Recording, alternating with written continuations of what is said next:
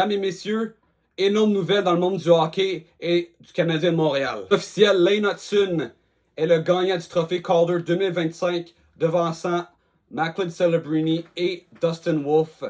Alors évidemment, une saison quasi historique pour un défenseur recru. 60 passes cette année. Je pense qu'il a égalé le record de Larry Murphy, qui a été fait dans les années 1980. Il a connu une saison exceptionnelle. Contre toute attente, je pense que personne ne s'attendait à une saison comme ça.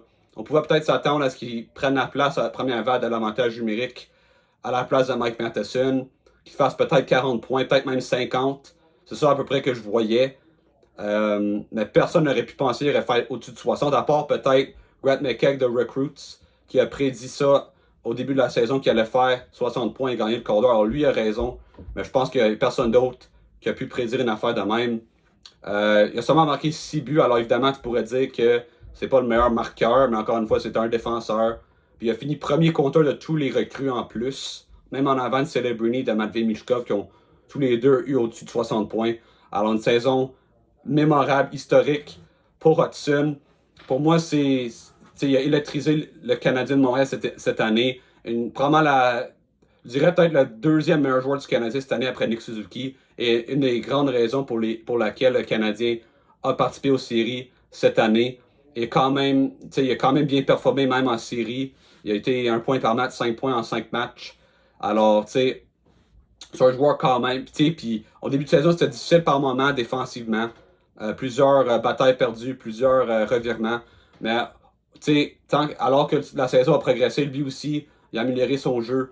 Puis surtout après la pause des 4 nations, il s'est vraiment établi comme étant un défenseur vedette chez le Canadien, objectivement à travers la Ligue aussi, là, pas juste chez le Canadien. Tellement c'est le meilleur défenseur du Canadien cette année. Mais objectivement, quand tu regardes son échantillon après la pause des 4 nations, tous les statistiques le démontrent, c'était parmi les 5 meilleurs défenseurs de la Ligue. Et il va probablement finir top 10 pour les votes pour le trophée Norris. Ça, je pense qu'il y a de bonnes chances pour ça. Moi, personnellement, je ne sais pas si j'aurais top 5, mais certainement top 10, top 8, peut-être même top 7.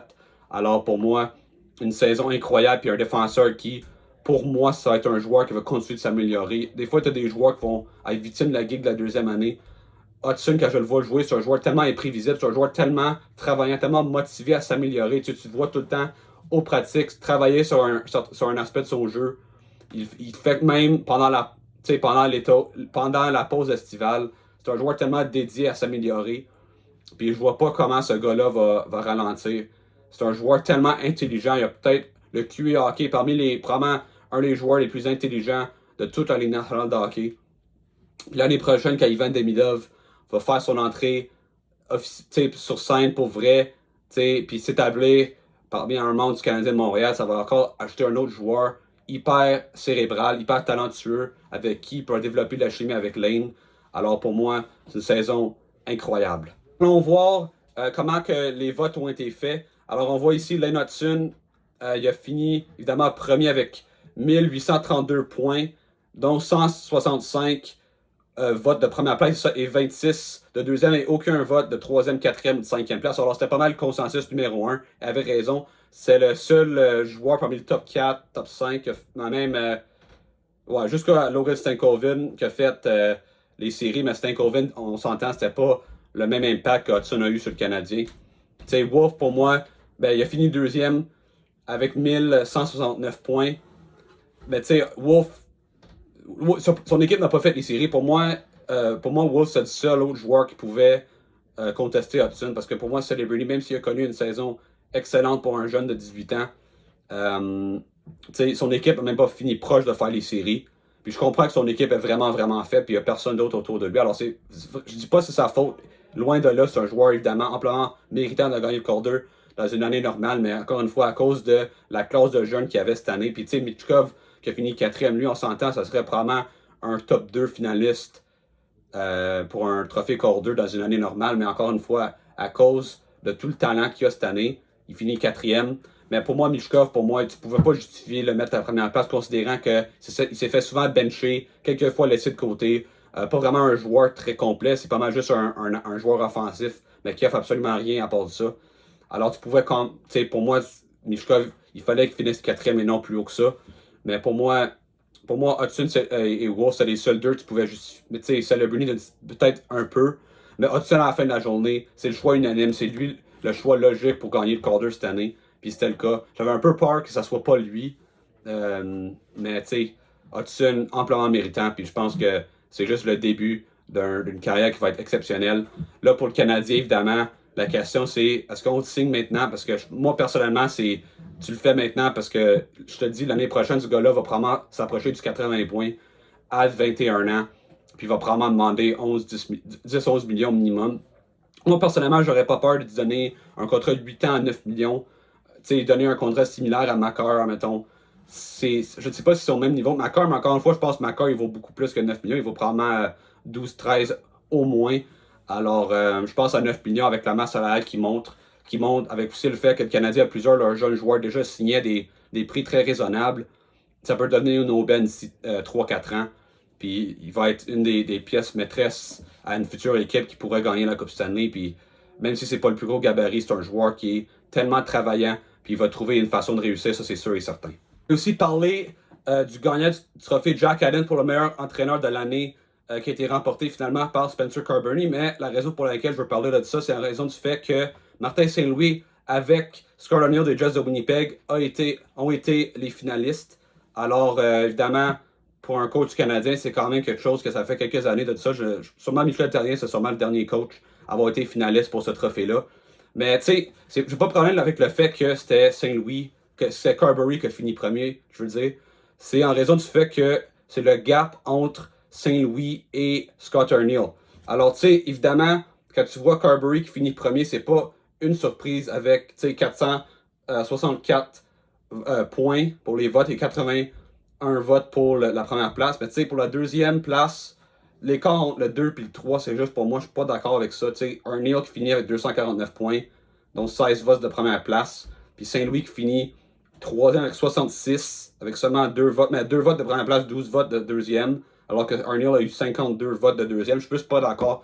Personnellement, Arniel, oui, son équipe a connu une excellente saison, mais pour moi, la raison principale pour laquelle, puis ça a été reflété par les votes aussi pour le Vizina et le Hart, Connor Hellebuck a connu une saison incroyable, probablement une des meilleures saisons de la dernière décennie par un gardien de but. Puis, tu sais, pour moi, ça a été la plus grande raison. Puis aussi, l'avantage du mérite, les meilleurs joueurs des Jets ont connu des excellentes saisons. Shifley, Morrissey, Ehlers, Connor, il y a une équipe vraiment talentueuse avec un des meilleurs gardiens de la ligue. Alors, tu sais, oui, il mérite d'une certaine manière, mais tu sais, pour moi, Saint-Louis, je comprends que le Canadien était parmi les pires équipes de la ligue en début de saison, mais justement, il a su transformer cette équipe-là et les amener en série éliminatoire. Bien sûr, il y avait des. Tu sais, Lane Hudson qui a eu une excellente saison, recrue, a gagné le Calder, évidemment. Suzuki, Caulfield, mais tu sais, à la fin de la journée, il y avait une moins bonne équipe qui a commencé la saison sur le retard, puis il a été capable de les amener en série. Malgré le fait que c'est pas l'équipe la plus talentueuse, qu'il n'y avait aucun deuxième trio. Ça aussi, il ne faut pas oublier. Alors, il fallait tout le temps qu'ils mettent le premier trio contre n'importe qui. Puis, tu sais, ils ont réussi pareil. Alors, tu sais, je conteste pas le fait que Carberry a fini premier. Évidemment, c'est plus la deuxième place. Puis même, moi, j'aurais même mis Dean Evason des Blue Jackets en avant de Arniel, considérant que Columbus, on s'attendait à tous qu'ils finissent dans la cave cette année. Puis au lieu non seulement pas été parmi les pires équipes de la Ligue, ils ont failli faire les séries, ils ont raté les séries par 2 points. Puis c'était pas du fait que les Hurricanes, ils ont mis leur équipe B contre le Canadien lors du dernier match de la saison.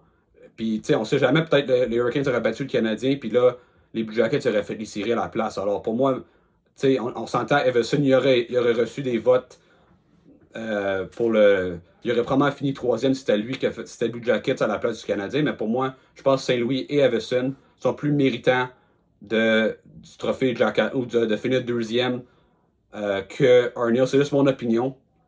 Encore une fois, il y a d'autres coachs méritants. Je pense à, mettons, comme Jim Montgomery, qui a permis aux Blues d'avoir une renaissance vers la fin de la saison, même si il s'est fait congédier par Boston au début de saison. C'est probablement une des raisons pour lesquelles il n'a pas été finaliste. Même chose pour Travis Green.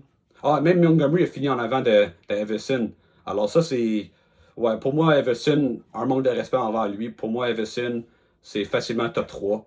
Travis Green pourrait faire une raison de John Cooper. Alors, tu sais, il y a des bons entraîneurs, mais tu sais, pour moi, Carberry est amplement méritant. La deuxième place, ça, pour moi, je suis pas trop en d'accord, mais tu sais, encore une fois, je pourrais facilement me tromper. Ça m'a fait à la vidéo. Laissez-moi savoir par commentaire c'est quoi votre réaction après la victoire du trophée Calder par Lane Hudson. Et dites-moi ce que vous pensez du fait que Saint-Louis a fini au troisième rang pour les votes au Jack Adams. Et on se voit pour une autre vidéo. Ciao!